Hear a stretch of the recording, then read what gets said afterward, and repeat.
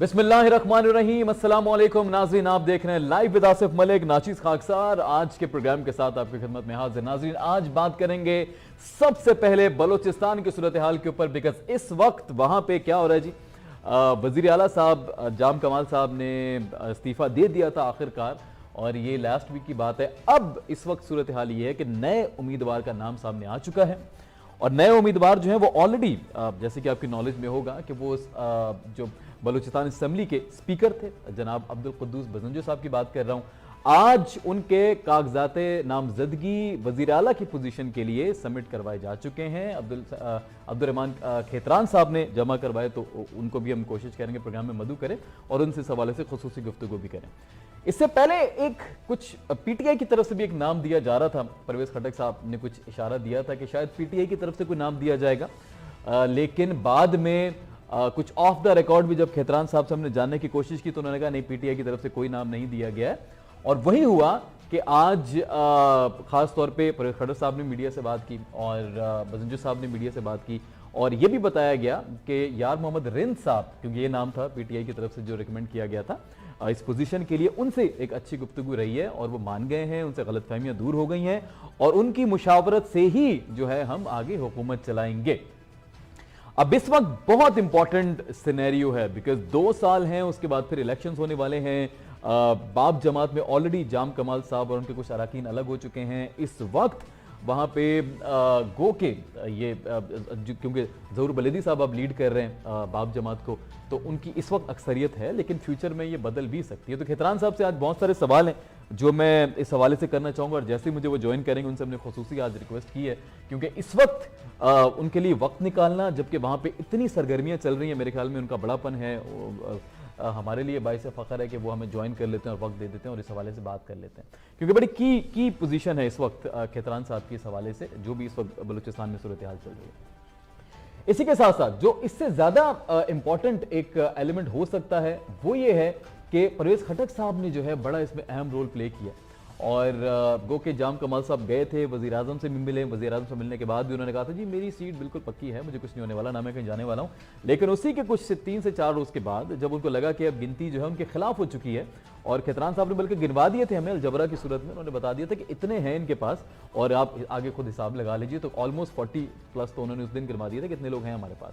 फिर एक थोड़ा सा अगर मैं पिछले वीक में जाऊं तो एक ड्रामाइज सिचुएशन क्रिएट हुई जब 4 अरकान गायब हो गए थे, बाद में वो वापस आ गए। उनकी तरफ से जी हम मसरूफ थे, बाप जमात के नाराज अरकान की तरफ से कहा जा रहा है जी नहीं जी वो तो अब तो यही बोल रहे हैं, लेकिन उनको ले जाया गया, उठाया गया, और बाद में अब उनका स्टेटमेंट कुछ इस तरह से आ रहा है, लेकिन इस बात में सच्चाई है कि वो उठाए गए या वो गए। ठीक है जी। अस्सलाम वालेकुम सर, मुझे अब्दुर्रहमान खेतरान साहब ने ज्वाइन कर लिया है कि इस वक्त पोजीशन होल्डर हैं बलूचिस्तान की पॉलिटिक्स में, हमारे लिए बाइस फ़ख्र है कि हमें ज्वाइन करते हैं। सर अस्सलाम वालेकुम। वालेकुम सलाम, कैसे हैं भाई आप? सर अल्हम्दुलिल्लाह मैं बिल्कुल ठीक ठाक हूँ, और आज एक कॉम्प्लीमेंट देना चाहूंगा मैं खेतरान साहब, आज आपसे बात हो रही है, बलूचिस्तान की मोहब्बत, उनके लोगों की मोहब्बत, उनका प्यार आपके लहजे से, आपके बात करने के अंदाज से छलकता है सर। जी मैं इसी मिट्टी से पैदा हुआ हूँ, मेरा मरना जीना इसी सरजमीन से है, इस सूबे से है, फिर क्या बात है, इस पाकिस्तान से है, ये मेरी पहचान ही सब्ज हलाली परचम है। तो इससे ज्यादा मैं क्या मांगता हूँ कि मुझे अल्लाह ताला इसी मिट्टी में मुझे जो है ना, जब मैं जन्म भी इसी से हुआ है, मेरा खत्मा भी इसी मिट्टी में हो, तो मैं ये मेरी सब चीज है, मेरी पहचान है। सर क्या बात है सर, जबरदस्त, और it's always a pleasure talking to you, बड़ा मजा आता है आपसे बात करके, बड़ी ओपनली डंके की चोट पे बड़ी नपी तुली सुलझी गुफ्तगू फरमाते हैं आप। सर आज पहले बात स्टार्ट कर लेते हैं नए वजीर आला उम्मीदवार जनाब अब्दुल कुद्दूस बजंजो साहब के नाम से। उस दिन आपने कहा था बड़ा खूबसूरत, बड़ा हसीन, बड़ा प्यारा शख्स आपको देंगे नया वजीर आला, तो अब वो नाम सामने आ चुका है, तो जरा बताएं कि बजंजो साहब का इंतखाब क्यों हुआ है सर? देखिए मैंने डे 1 में जब आपने इंटरव्यू किया था, मैंने कहा इतना खूबसूरत और डाउन टू अर्थ जिसको कहते हैं कि जिसमें आजिजी हो, क्योंकि देखिए दरख्त जो है ना जब फल उठाता है तो उसकी टहनियां झुक जाती है ना, बिल्कुल, तो वही दरख्त फिर जो है ना टूटने से बच जाता है, जिसकी सीधी टहनी होती है ना वो तबाह होता है। तो हमने इतना खूबसूरत वजीर आला दे दिया है कि 65 के ऐवान में ऐसा आपको प्यारा, सेहतमंद और स्मार्ट वजीर आला और मिलनसार, हर खत इसके मुंह चेहरे पर हंसी, तो इससे ज्यादा हम क्या कर सकते हैं। जबरदस्त। अभी सर ये बताएं कि इनका नाम का इंतखाब हो गया, तमाम अरकान भी इसके ऊपर मुत्तफिक हैं, कहा जा रहा है बिला मुकाबला जीत जाएंगे वो, ऐसा ही है? जीत चुके हैं। अच्छा, जीत आज चुके 5 बजे तक कागजात जमा वो तो जमा हुए, करवा दिए हैं। हाँ। 5 नॉमिनेशन पेपर पहला जी, मैंने जमा कराया, पहला 4 आपने हमारे करवाया, साथ बुशरा साहब किसी ने ने किया। जी जी जी, तो कोई इसके मुकाबले में इतराज करने भी कोई नहीं आया और किसी ने कागज भी।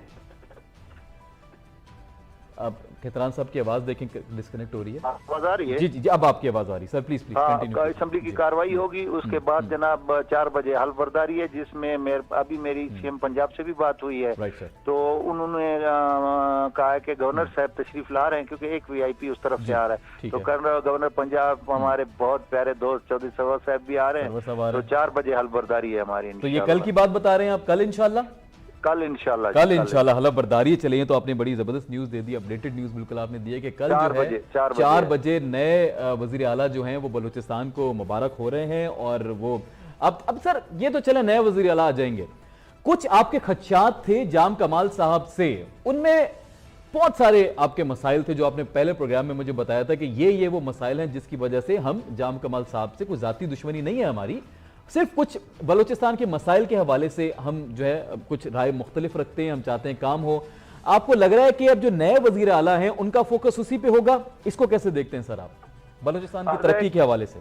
गुजारिश ये है कि जाम कमाल बहुत कदावर शख्सियत, अपने कबीले के बहुत बड़े जो नवाब सरदारों में शुमार होते हैं, हम उन दिल से इज्जत करते हैं। अब वो क्योंकि हुकूमत छोड़ चुके हैं तो उसके बारे में एक लफ्ज भी मैं नहीं बोलूंगा। अब उस वक्त तो ठीक है मैं बोला सब कुछ। अब नए वजीर आला का बताएं, नए वजीर आला वो अब उससे क्या उम्मीद है, कैसे? अभी नए वजीर आला की तरफ मैं आ रहा हूँ। देखें, इस वक्त मैं एक बात कहूंगा तो वो हवा वाली बात होगी कि हम यूं जो है ना हथेली पर सरसों जमा देंगे तो ये करेंगे। हाँ, ये चीजें में नहीं, हम हमारा कारकर्दगी एक 6 माह के बाद फिर हम आपसे आपके इसी चैनल पे आएंगे और जब हम डिलीवर करेंगे आपको बताएंगे कि ये चीजें हमने कर दी हैं जिनकी वजह से सबका हुकूमतें हैं उनका सिलसिला होता था। हम किसी एक हुकूमत को या किसी को ब्लेम नहीं करते, बहुत सारे वजीर आला आए गुजरे, गवर्नर राज हुए, सिलसिला हुआ। तो जब हम डिलीवर कर लेंगे हम आपको फिर कहने के काबिल होंगे कि जी हमने ये खिदमत की है इस बलूचिस्तान की, इस पाकिस्तान की। अच्छा सर, अब जरा ये बताएं कि ये तो आपने पूरी बात बता दी, पीटीआई की तरफ से भी एक अफवाह थी, अफवाह कह लें कि पीटीआई की तरफ से भी कोई नाम दिया गया था, गो के यार मोहम्मद रिन साहब के साथ अब तो आपकी गलतफहमियां दूर हो चुकी हैं, बातचीत हो चुकी है उनके साथ, उनके मशवरे से हुकूमत करेंगे, ये तो अब्दुल कुद्दूस बजनूस साहब ने भी कह दिया। तो पहले कोई नाम आया था पीटीआई की तरफ से सर, ये भी क्लियर कर दें। जी हाँ, बिल्कुल।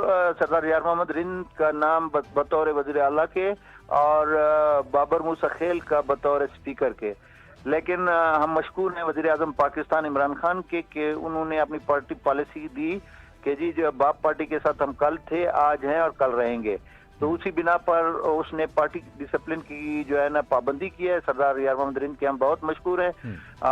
उन्होंने अपने दोनों नाम विड्रॉ कर लिए और उसका सबूत आज ये है कि 65 ऐवान ने मुत्तफका तौर पर आज जो है ना कोई एक नॉमिनेशन पेपर नहीं दिया, बल्कि बिला मुकाबला हमारे मीर अब्दुल कुद्दूस बिजन जो। अच्छा, कोई खबरें आ रही थी केतरान साहब, कोई खबरें आ रही थी कि कोई एक और भी उम्मीदवार हैं जिनका शायद नामजदगी आया था, कुछ ऐसा हुआ था किसी और उम्मीदवार? नहीं, ये सब फुटपाथ की बातें। अच्छा, ये सारी फेक न्यूज है। ये भी खबरों में था कि एक और उम्मीदवार कोई है, लेकिन उसके बावजूद कहा जा रहा था कि बिला मुकाबला जीत जाएंगे। ये भी चैलेंज क्लियर कर दिया आपने। अच्छा सर, अभी मुझे पता है आपके पास भी वक्त बहुत कम है, हमें भी ब्रेक की तरफ जाना है। मेरी मीटिंग हो रही है, मुझे पता है सर, मैं कहता हूँ दरवाजा खोल के मुझे बुला रहे हैं। सर मैं कहता हूँ मोहब्बत है आपकी, हम इस मोहब्बत पे कुर्बान है सर आपकी। आखिरी मेरा सवाल है बलूचिस्तान की आवाम के हवाले से, अवाम में क्या जोश, कोई बलबला, कोई उनकी तरफ से कोई राय दीजिए कि अवाम कैसा फील कर रही है नए वज़ीर आला के नाम के ऊपर? वो तो कल आपकी कवरेज टीम आएगी कि हमने तकरीबन हम टेंट लगा के 3,500 आदमी खाली मेरा ख्याल है जो वोट सेरेमनी है इसमें आ रहा है, और आप आम लोगों का इंटरव्यू कर लें, वो आपको बता देंगे। क्योंकि मैं लोगों के जज्बात बताऊंगा तो वो शायद गलत बयानी हो जाए, तो आप खुद देखना कि वो खुश हैं या मायूस हैं।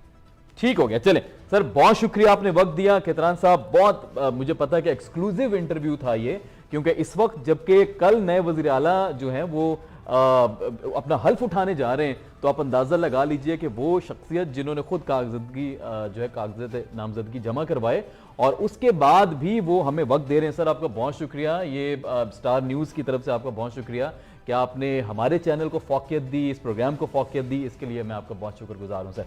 नाज़रीन, यहाँ पे एक छोटा सा ब्रेक है, ब्रेक से वापस आने के बाद बात करेंगे कुछ तजावुज़ात के हवाले से और बहुत बड़े नाम प्रोग्राम में शामिल होंगे। ब्रेक के बाद कहीं मत जाइएगा, देखते रहिए स्टार न्यूज़ पाकिस्तान।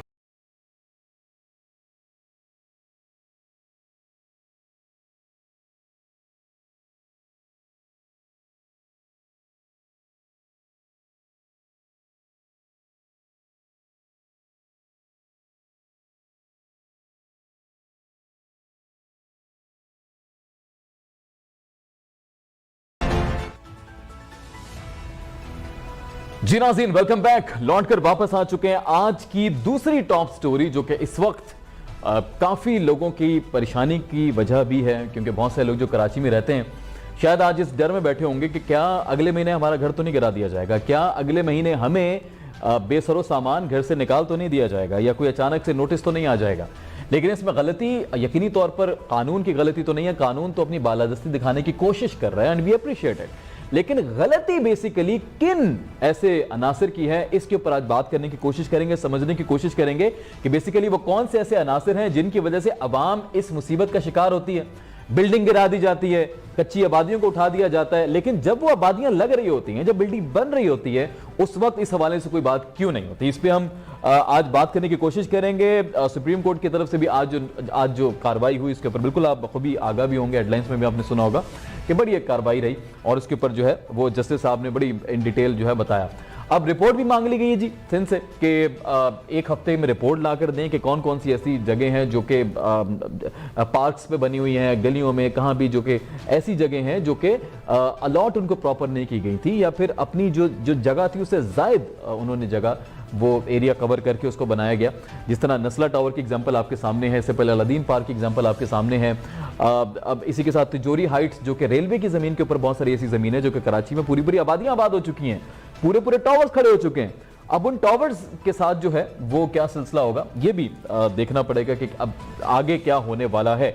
बट एक बहुत ही संगीन, खतरनाक, टेंशन ज़दा सूरत हाल जो है वो इस वक्त पैदा हो चुकी है। अब इसकी आगे क्या कार्रवाई होती है, क्योंकि सुप्रीम कोर्ट की तरफ से मुझे बड़ा सीरियस इस दफ़ा वो ऐसा एक सिलसिला लग रहा है कि शायद इस दफ़ा कोई भी जो है वो नरमी नहीं बरती जाएगी और प्रॉपर जो है वो सख्ती जो है वो बढ़ती जाएगी। बड़ा क्लियर जो है वो चीफ जस्टिस साहब की तरफ से जो है वो बयानात हैं और उसके ऊपर जो है सिलसिला चल रहा है। अभी मुझे बहुत ही मुअज़्ज़ज़ मेहमान आज के मैं पैनल को इंट्रोड्यूस करवा देता हूं जिससे हम बात करेंगे और जानने की कोशिश करेंगे कि बेसिकली वजूहात क्या होती हैं, क्या सिर्फ पॉलिटिकल वजूहात होती हैं या और भी कोई ज़ाती मकसद के लिए, मुनाफाखोरी के लिए, या फिर आवाम की कहीं कोई अकल समझ में बात नहीं आती, वो कोई गलती कर बैठते हैं। वजह क्या है जिसकी वजह से इस तरह के हालात पैदा होते हैं। हमारे बहुत ही मोहतरम साबिक जस्टिस सिंध हाई कोर्ट जनाब जस्टिस शाइक उस्मानी साहब हमारे साथ मौजूद हैं, उनको पहले मैं वेलकम करूंगा। सर अस्सलाम वालेकुम। वालेकुम सलाम। सर बहुत शुक्रिया, आपके साथ साथ हमें ज्वाइन किया है दानिश बिन रऊफ साहब ने, बहुत ही बड़े बिल्डर भी हैं और साथ ही आबाद जो कि बहुत बड़ा नाम है प्रॉपर्टी के हवाले से, और ये अब से नहीं, एक क़याम पाकिस्तान के वक्त से एक बहुत बड़ा नाम है जिसने तमाम प्लेटफॉर्म्स के ऊपर लोगों को जमा किया। प्रॉपर्टी के हवाले से मेजर जो डिसीजंस होते हैं, जो चीज़ें होती हैं, वो आबाद उसको डील कर रहा होता है। तो उनके चेयरमैन रह चुके हैं, साबिक और साउथ रीजन के चेयरमैन थे जिसमें सिंध और बलूचिस्तान शामिल हैं। सर अस्सलाम वालेकुम। वालेकुम सलाम। दानी साहब आपका बहुत शुक्रिया, अल्लाह का शुक्र। सर मैं जस्टिस साहब हमारे साथ हैं, उनसे आगाज करता हूं। जस्टिस शाइक उस्मानी साहब, सर पहले थोड़ा बात कर लेते हैं लॉ के हवाले से। सर ये बिल्डर्स के ऊपर कोई लॉ इंप्लीमेंट होता है या एसबीसीए किसी लॉ के तहत काम कर रहा होता है? तो एक अगर नया प्रोजेक्ट लगाया जाना है या एक जमीन की अलॉटमेंट है, तो जरा आसान अल्फाज में, हमारी जो आवाम इस वक्त टेंशन में बैठी है कल उनका घर ना गिर जाए, तो आम अल्फाज में प्लीज जरा समझाने की कोशिश कीजिएगा माहिर कानून की हैसियत से कि क्या वो तरीकाकार है, किस तरह एक बिल्डिंग बनती है, लोगों को भी किन तरह, वो लॉ में क्या चीजें जो लोगों को भी देखनी चाहिए पहले, वो कौन से ऐसे डॉक्यूमेंट्स हैं जिनका ख्याल रखना चाहिए। तो सर प्लीज इस पे जरा आगाही दीजिएगा। कोई एक प्रोजेक्ट शुरू होता है Right, और जो बिल्डर उसमें इन्वॉल्व होता है, वो बनाना चाहता है जी, तो वो पहले उस प्रॉपर्टी को अक्वायर करता है, जिस तरीके से करता है वो उसकी अपनी मर्जी। राइट। और जब वो अक्वायर कर लेता है तो फिर वो एक इश्तिहार अखबार में देता है या मैगजीन में देता है हाँ। कि जी ये मैं यहाँ पर ये टावर बना रहा हूँ, ये फ्लैट्स बना रहा हूँ, और अगर आपने इसमें हिस्सा लेना है और इसमें फ्लैट चाहिए आपको, तो आप इतने पैसे इस किस्त में इंस्टॉलमेंट अदा करें। ठीक हो गया, इस किस्म का वो इश्तिहार देता है। Right sir. अब वो अपनी तरफ से तो कहता है कि जी हम हमारे पास सारे डॉक्यूमेंट्स हैं, हाँ। ओनरशिप के हर एक चीज के वो Right, प्लान करता है। अब जब ये एक बायर जो फ्लैट खरीदता है, जब वो देखता है इन चीजों को, तो उसको दिखाते हैं सारी डॉक्यूमेंट्स ठीक वगैरह है। जो कि वो सही नजर आती है। ठीक है। और जब उन डॉक्यूमेंट्स को देख करके वो बायर जो है वो उनको एक्सेप्ट करके और फिर एक वो कहता है ठीक है जी ये मेरी पहली किस्त है, वो दे देता है। ठीक है। अब वो फ्लैट बनना शुरू होते हैं, चलते हैं, बनते जाते हैं। अब उसके पीछे क्या मुहर्रिकात हैं, कि उसके पीछे कोई बेईमानी है जी। या वो सिफारिश रिश्वत के किसी तरीके से उसकी ओनरशिप ले ली गई है, ये तो बायर को नहीं पता होता। नहीं पता और बायर इसके बिल्कुल उसका लाइल्म होता है। लेकिन एक कानून में एक बहुत बहुत पुराना एक उसूल है जी सर, उसको कहते हैं कि बायर बीवेयर। अच्छा, बायर बीवेयर जी, ये एक बहुत पुराना ठीक है। उसूल है और ये हाँ। ऐसा कि जैसे कि जब से कानून शुरू हुआ है तब से ये है। ठीक है। यानी अगर आप कोई चीज ऐसी खरीदते हैं जो कि आप जब आप खरीदते हैं तो उसके बाद आप कहते हैं ये क्या आपने हमें दे दिया, तो आप ये नहीं कह सकते क्योंकि ये आपकी जिम्मेदारी है कि आप खुद उसकी इन्वेस्टिगेशन करें, अच्छा, पता करें कि वो सही है कि नहीं सही है। You should be aware. ये एक बड़ा उसूल है। अब आमतौर से लोग इस चीज को नहीं नोटिस करते, इश्तिहार होते हैं और सब होता है, वो ले लेते हैं। अच्छा, अब जब हो गया जी, आमतौर से तो ये चीज चलती रहती है हमारे मुल्क में, तो आपको पता है कि जमाना लग जाता है, जब नई बात आ रही तो फिर तो पता नहीं जी चलता। हाँ, ये हमारे सियासी लोग हैं, सियासी पार्टीज हैं, और सिंध बिल्डिंग कंट्रोल अथॉरिटी जिसका रेपुटेशन तो कि उतर गया। मैं ना ही बात करूं तो बेहतर है। नहीं, आप करें बात सर, आप जिम्मेदार आपको एज अ शहरी बात करनी चाहिए सर आपको। जो सिंध बिल्डिंग कंट्रोल अथॉरिटी का जो रेपुटेशन है वो सब जानते हैं क्या है वो, किस किस्म के लोग हैं वो।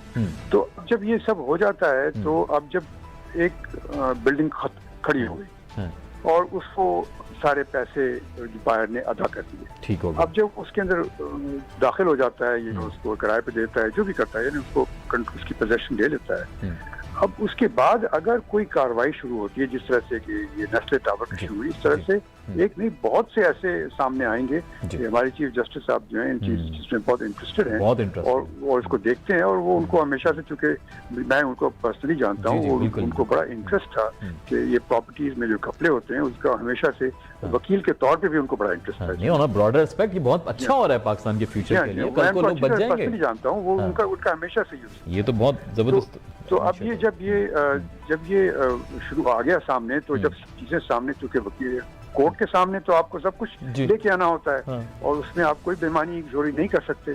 अब जब एक दफा कोर्ट इस नतीजे पे पहुंच गई कि ये बिल्डिंग गलत खड़ी हुई है, अब कोर्ट को क्या करना चाहिए, ये एक मेन प्रॉब्लम है जिसकी वजह से आपने मुझे कांटेक्ट किया। एग्जैक्टली, और at the end of the day loss तो उस बेचारे किराएदार का, ये जो रह रहा है उसका, किराएदार तो नहीं कहेंगे, मालिक ही कहेंगे उसको। मालिक जिसने खरीदा है, जिसने प्रॉपर्टी खरीदी है, ये गलत बयानी के बाद उसने प्रॉपर्टी खरीदी, मेन स्टेक होल्डर तो वही हो गया।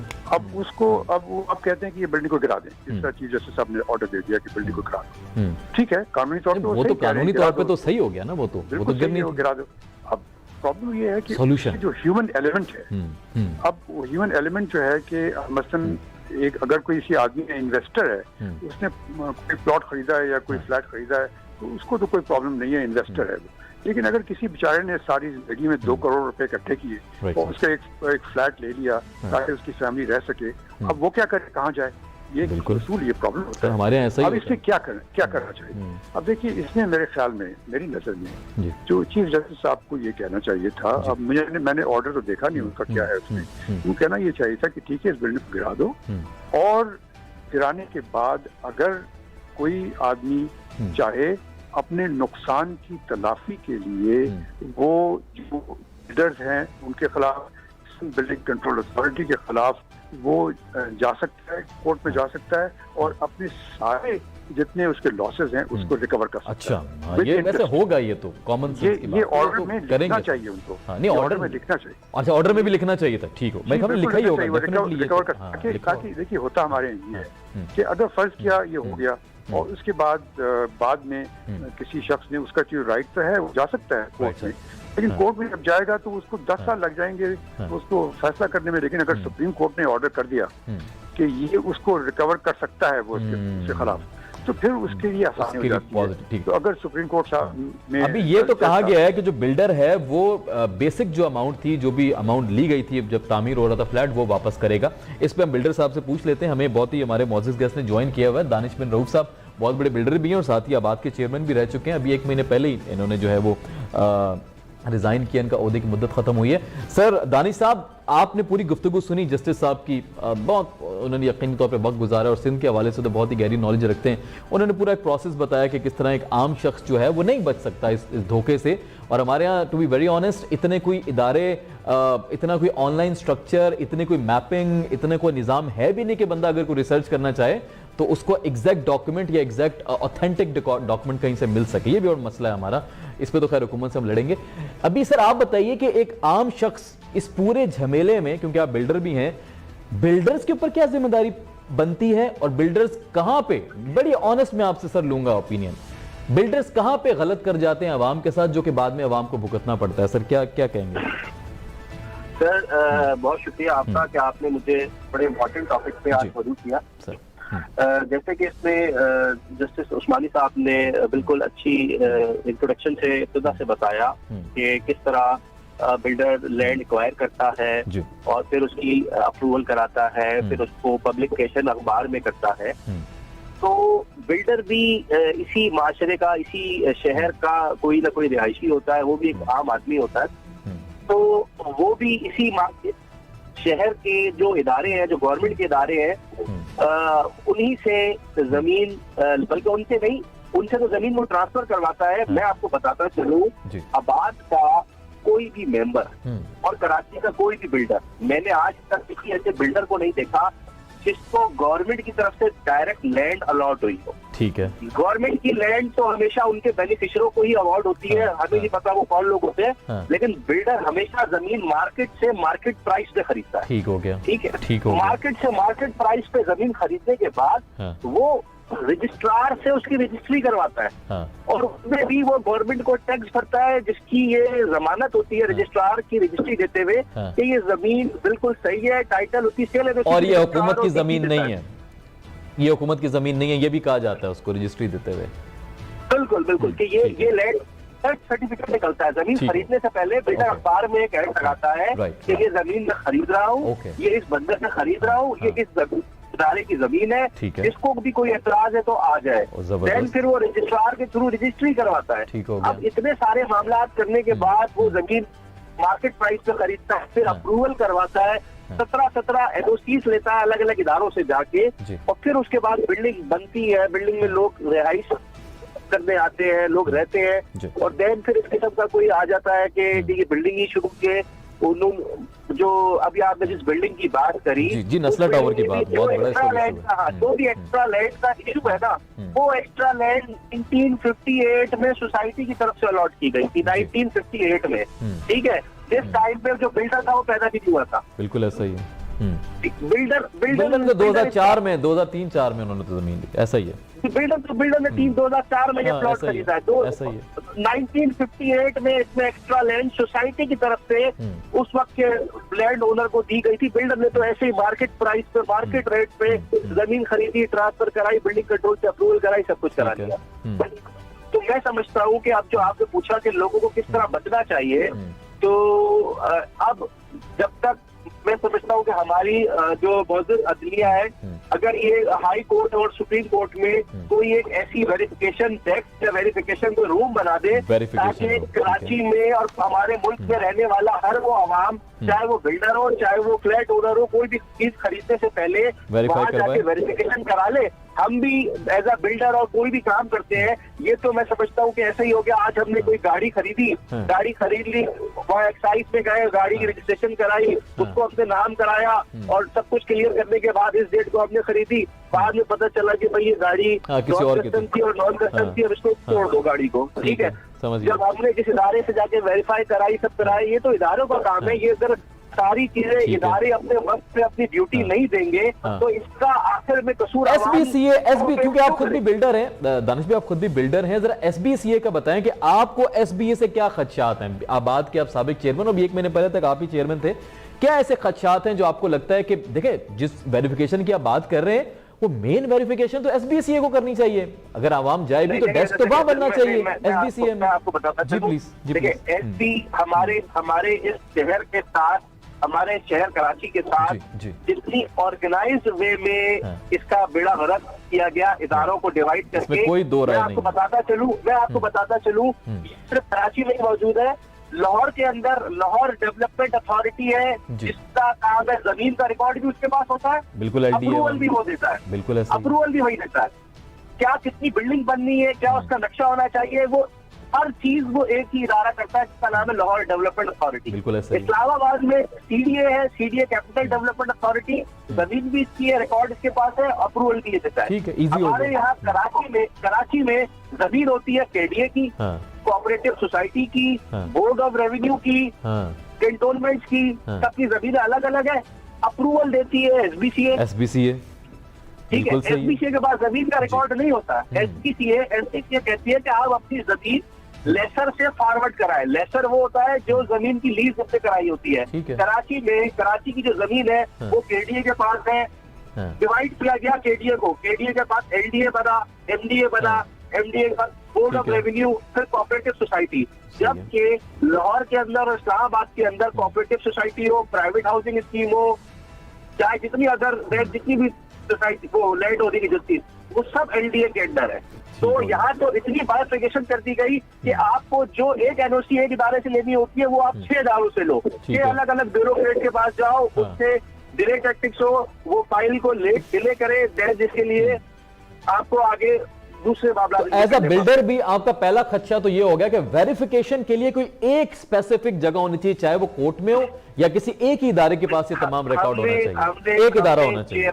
हमने चेयरमैन नैब को, DG नैब को, DG नैब सिंध को भी कई बार गुजारिशात करी कि सर हमें कोई एक ऐसा इस शहर में, सूबे में कोई एक ऐसा इदारा बता दे कि जहाँ से हम लैंड की वेरिफिकेशन करवा सके। क्योंकि मैं आपको फिर बताता चलूं, बिल्डर डायरेक्ट अलॉटमेंट किसी बिल्डर को नहीं होती, जमीन किसी फ्रंटमैन को होती है, वो फिर मार्केट रेट पे आगे बिल्डरों को बेचता है, मार्केट में बेचता है, फिर बिल्डर 3 या 4 बोनाफाइड बायर होने के बाद बिल्डर जमीन खरीदता है। ठीक है, तो इसमें प्रोसेस बहुत ज्यादा कंफ्यूजिव है, बिल्कुल एक अनप्रोफेशनल प्रोसेस है। मैं आपकी तरफ बिल्कुल वापस आऊंगा। जस्टिस साहब, सर आपने पूरी गुफ्तगू सुनी, बिल्डर हजरात क्या राय रखते हैं, और यकीनी तौर पे वो आबाद के चेयरमैन हैं तो उनके पास तो बड़ी एक जिम्मेदारी थी, सिंध और बलूचिस्तान के हवाले से तो बड़ी उनके भी इश्यूज हैं, प्रॉब्लम्स हैं। सर वेरिफिकेशन के लिए क्या निज़ाम होना चाहिए, किस इदारे को एक तो पकड़ें, आप बताएं सर, क्योंकि आपसे बेहतर मेरे ख्याल में कोई शख्सियत नहीं है जिनसे हम पूछ सकें, क्योंकि आपने एक दौर गुजारा सिंध के ऊपर जो है आपकी पूरी गहरी निगाह थी खास तौर पे। सर क्या होना चाहिए, कोई एक इदारा अगर वो हो तो वो कौन सा हो? देखिए, अब मैं आपको क्या करें सर, मैं आपको मिसाल देता हूँ जी। मसलन कराची में आप देखें, डिफेंस हाउसिंग अथॉरिटी है। डिफेंस हाउसिंग अथॉरिटी के पास जमीन है और वो अलॉट करती है रेजिडेंट्स को जिस बेसिस पर जो उसको खरीदते हैं, और उसका रिकॉर्ड ऐसा पक्का होता है कि उसको कोई किसी तरीके से उस पे कोई सवाल नहीं उठा सकता। कभी आपको डिफेंस सोसाइटी में कोई ऐसे प्रॉब्लम नहीं होती कि वो हर एक चीज़ करेक्टली प्रॉपर्टी होती है। अब ओरिजिनली डिफेंस सोसाइटी को वो सही अलॉट हुई नहीं हुई वो एक अलग चीज़ है, जो कि अभी रिसेंटली आपने देखा होगा, कल परसों 2-3 दिन पहले एक केस कोर्ट में गया था जिसमें उन्होंने कहा था कि जो लैंड अक्वायर करती है डिफेंस सोसाइटी, जो कि रिक्लेम लैंड होती है समुंदर से, उस पर वो प्रॉपर्टी नहीं बना सकती। अभी रिसेंटली कल परसों की ये खबर है। ये एक नई चीज़ है, लेकिन बहुत सूरत आमतौर से डिफेंस सोसाइटी में कोई प्रॉब्लम नहीं। अब अनफॉर्चुनेटली यहाँ पर जैसे अभी बिल्डर साहब ने कहा, उनका नाम मुझे मालूम नहीं, लेकिन उन्होंने जो कहा कि अब वो कौन किसको पता क्या हो रहा है यहाँ पर। जमीन सिंध गवर्नमेंट अलॉट करती है किसी को, वो किसी और को बेच देता है, उसके पास सारे डॉक्यूमेंट्स होते हैं, रजिस्ट्रेशन सर्टिफिकेट्स होते हैं, सब कुछ होता है। अब वो बाद में किसी और चीज़ की इस्तेमाल करता है, फिर वो क्यों पकड़ा जाए? बिल्कुल सही कह रहे हैं, मैं बिल्कुल उनसे एग्री करता हूँ इस बात पर। लेकिन अब उसके लिए किसको क्या करना चाहिए? राइट, हमारे यहाँ ये एक ऑर्गेनाइजेशन जो बना है, सिंध बिल्डिंग कंट्रोल अथॉरिटी, इसको ये जिम्मेदारी देनी चाहिए कि इससे पहले कि वो किसी प्रॉपर्टी पे कोई कंस्ट्रक्शन की इजाजत दें, ये उनकी जिम्मेदारी है असेस करें और एसरटेन करें कि उसकी लीगैलिटी है कि नहीं है। ये जिम्मेदारी आप उस पर डाल दें, एक रजिस्ट्रेशन ये लॉ बना दें कि उसकी जिम्मेदारी है, ताकि अगर खुदा न खास्ता कोई ऐसी सूरत आए तो Sindh building control authority responsible होगी। लेकिन हुआ ये है कि जैसे आप जानते हैं कि चूंकि सारे सिंध में तो कुछ है नहीं, ठीक है, सारी सब कुछ कराची में है। कराची ये भी सही है, ये भी सही कहा एवरीथिंग इन कराची। तो जब तो आप देखते हैं कि सिंध गवर्नमेंट की कंट्रोल में SBCA सिंध गवर्नमेंट कंट्रोल में है, और उसमें जो वो उनके लोग ऐसे भर्ती होते हैं जिनका ये काम होता है कि जितनी जल्दी पैसे बनाएं और जितनी जल्दी मामला खत्म करें इसको, तो वो इस चीज को बिल्कुल ख्याल नहीं करते। लेकिन इसके लिए एक प्रॉपर लेजिस्लेशन बनना चाहिए, लेजिस्लेशन बनना चाहिए। ये पीपल्स पार्टी तक हम ये बात पहुंचाएंगे सर, ये मेरी जिम्मेदारी है, ये मेरी जाती तौर पर जो है इंशाल्लाह कोशिश करेंगे कि अपने चैनल के तवज्जुह से टीम से पहुंचाई जाए इस बात को कि इदारा जो है इस हवाले से हो सके। मैं दानी साहब की तरफ वापस आऊंगा। दानी साहब, अब जरा बात कर लेते हैं अपकमिंग प्रोजेक्ट्स की। फॉर एग्जाम्पल, आपको मेरी आवाज आ रही है दानी साहब? जी। अच्छा, लेट सपोज कि अगर अभी जिस तरह कोर्ट के ऑर्डर्स आ रहे हैं, अभी तो खैर एक हफ्ते में रिपोर्ट दी जाएगी, बहुत सारी और भी मसले आएंगे, गलियां टूटेंगी, प्लॉट छिनेंगे, बहुत सारी चीजें होंगी। Let's not make it politicise for now. अभी हम दूसरा एंगल देखते हैं कि वो जिस तरह बिल्डर्स हैं, आप माशाल्लाह जिस तरह बहुत बड़े बिल्डर हैं, और भी बहुत सारे बिल्डर्स हैं, कुछ बहुत रेप्यूटेड बिल्डर्स हैं, कुछ अभी नए आ रहे हैं मार्केट में, कुछ को पता है वो गलत कर रहे हैं, उसके बावजूद उनको मुनाफा मिल रहा है तो कर रहे होंगे, ये तो वक्त बताएगा। लेकिन अच्छे बुरे लोग होते हैं, हर इंडस्ट्री में होते हैं, इसमें कोई दो राय नहीं। अभी जो अवाम अब इंस्टॉलमेंट देने जा रही है, जो अभी आज के दौर की हम बात करें, जिनकी इंस्टॉलमेंट चल रही हैं, अब तक वो ऑन ग्राउंड स्ट्रक्चर खड़ा हो रहा है लेकिन अलॉटमेंट हुई नहीं है, प्लस इन फ्यूचर भी आज के बाद भी जो नए प्रोजेक्ट्स अभी अखबारों में जिनके इश्तिहार नहीं दिए गए, लेकिन आपको पता है कराची में डेली 3-4 नए इश्तिहार आ जाते हैं, और आवाम को रहना भी है, घर भी चाहिए, और फ्लैट लोगों को लगता है कि मुनासिब है, क्योंकि वो अब जमीन लेना बहुत मुश्किल होता है, फ्लैट फिर भी कदरे 3-4 साल की किस्तों के बाद कोई एक अपनी छोटी सी छत बना लेता है। सर, आवाम को कितना केयरफुल होना पड़ेगा? अभी नहीं है कोई इदारा, कोई निजाम नहीं है, अभी क्या करे बेचारा आवाम, ये बताएं। सर देखें, आवाम तो इस कराची शहर में मैं समझता हूँ सबसे मजलूम जो है कराची की आवाम है। इस आवाम को पता है कि कराची में लीगल कंस्ट्रक्शन से ज्यादा इलीगल कंस्ट्रक्शन हो रही है, आवाम को पता है। फिर भी वहां पे जाती है, लैंड परचेज करती है, घर फ्लैट भी परचेज करती है। Sir, TMT colony, TNT colony, गिरदरी, ये डिफेंस के पोश इलाके हैं जहाँ पे मेन रोड की जो जमीनें हैं वो 5-5 लाख रुपए गज की जमीनें हैं, उसमें वहाँ पे बोर्ड बने हुए हैं, और 80-80 गज की बिल्डिंगों पे 10-10 मंजिला बिल्डिंगें बन रही हैं। सर, ये आवाम को नहीं पता कि ये इसकी कोई अप्रूवल नहीं है, कोई इसकी लीगल फ्रेमवर्क नहीं है, सिर्फ पोजीशन कब्जा है। ठीक है, लेकिन फिर भी लोग वहाँ पे ये आवाम की गलती है, ये टोटल आवाम की गलती है, ये बिल्कुल ये वाली तो आवाम की गलती है, टोटल आवाम की गलती है। दूसरी चीज, कराची शहर में, कराची से फिर थोड़ा सा आप सुपर हाईवे पे चले जाए तो वहाँ पे रोजाना एक नया प्रोजेक्ट लॉन्च हो जाता है बगैर किसी अप्रूवल के। यहाँ कराची शहर के अंदर सिंध बिल्डिंग कंट्रोल, जो कराची में जो बिल्डिंग बनती है उसकी 17 इदारों से उसकी एनओसी ली जाती है, सिविल एविएशन से, एनवायरमेंट से, पाकिस्तान एयरपोर्ट से, मास्टर प्लान से, DC से, वाटर बोर्ड, सुई गैस, के इलेक्ट्रिक, सिंध बिल्डिंग कंट्रोल। तो सिंध बिल्डिंग कंट्रोल के अंदर भी टाउन प्लानिंग अलग है, स्ट्रक्चर अलग है, यानी कि इतनी सारी एनओसी दी जाती है। और शहर से बाहर हाईवे पे रोज एक नया प्रोजेक्ट आ रहा है, आज उसमें कोई अप्रूवल नहीं है, कोई 1 रुपए का गवर्नमेंट को चलान नहीं पे हो रहा, कुछ नहीं हो रहा, लेकिन आज भी वो बिल्डिंगें बन रही है, लोग वहां ले रहे हैं। ठीक है, अभी आज से कोई 4 साल बाद कोई दूसरे चीफ जस्टिस आएंगे, वो भी फिर इशू उठाएंगे।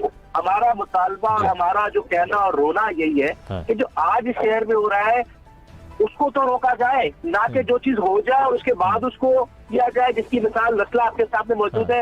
आज भी रसला के बाद तो फिर 17 से 18 एनओसीज मौजूद थी। आज आप अभी भी चले मेरे साथ PND, TNT, गिजरी में 80-80 गज पे 10-10 मंजिला बिल्डिंगें बन रही है, आज भी बन रही है। आप मेरे साथ चले लालू खेत पे, आप मेरे साथ चले कोरंगी में, जगह जगह आपको 80-80, 120 गज पे 10-10 मंजिला बिल्डिंगें बनती नजर आ रही है। तो और ये सारे टाइम बॉम्ब है। आबाद में पिछले साल उससे पिछले साल 3 सालों से लगातार कितनी प्रेस कॉन्फ्रेंस, कितने लेटर्स भेज चुकी है स्टेट गवर्नमेंट को, फेडरल गवर्नमेंट को। खुदारा ये वो टाइम बॉम्ब है।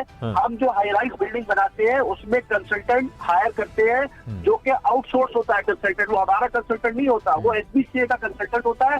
पे हम एसबीसीए को करते हैं, एसबीसीए उसको पे करता है, जो कि हमारी बिल्डिंग का स्ट्रक्चर वेट करता है। ठीक है।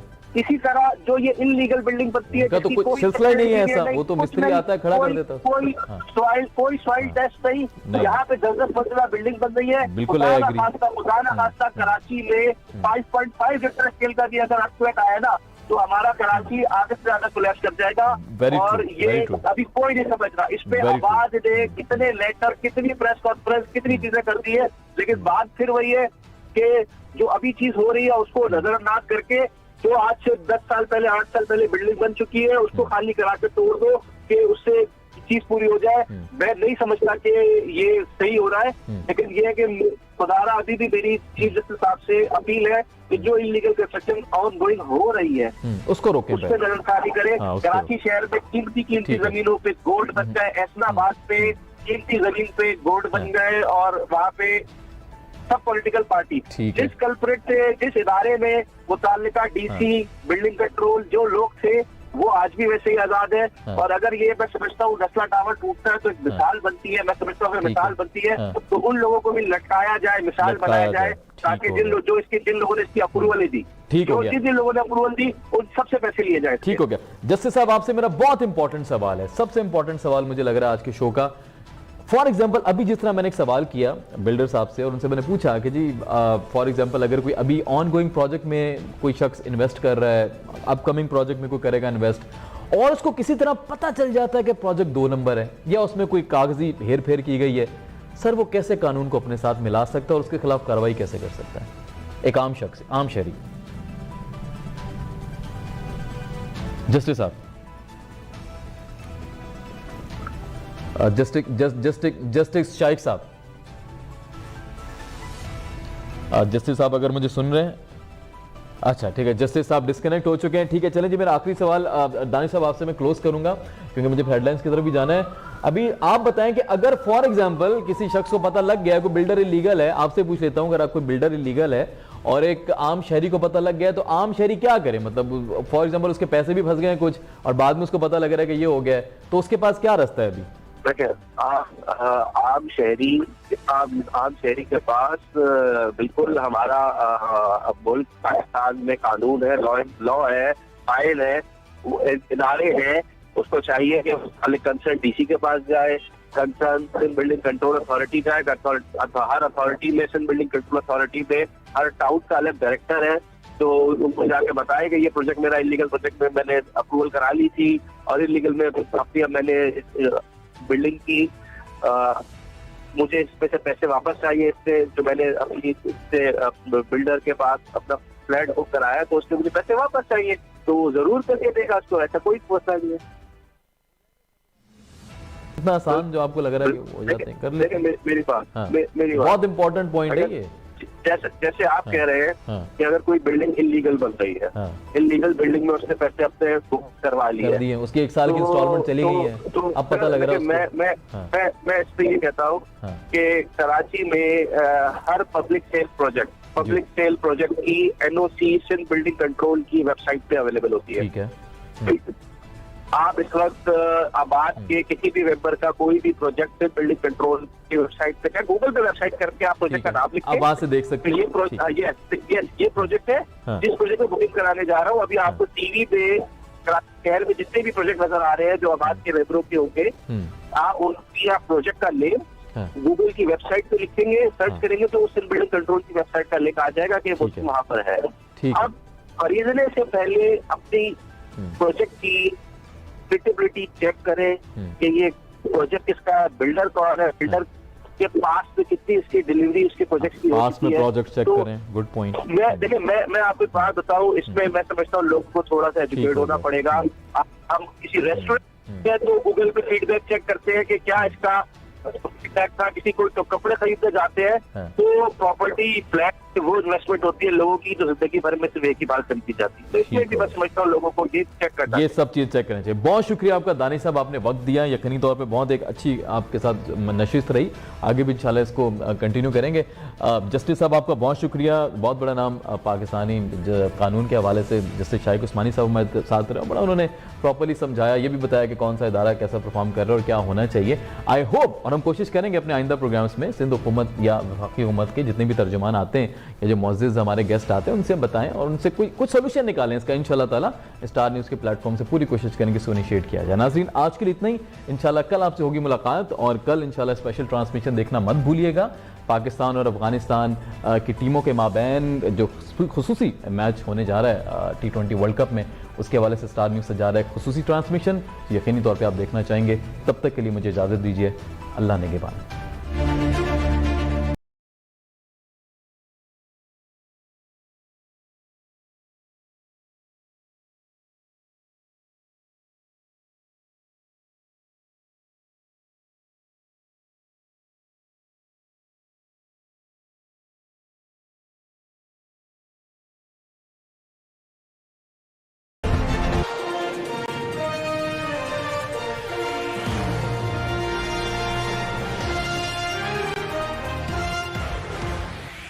जियो पाकिस्तान के लिए।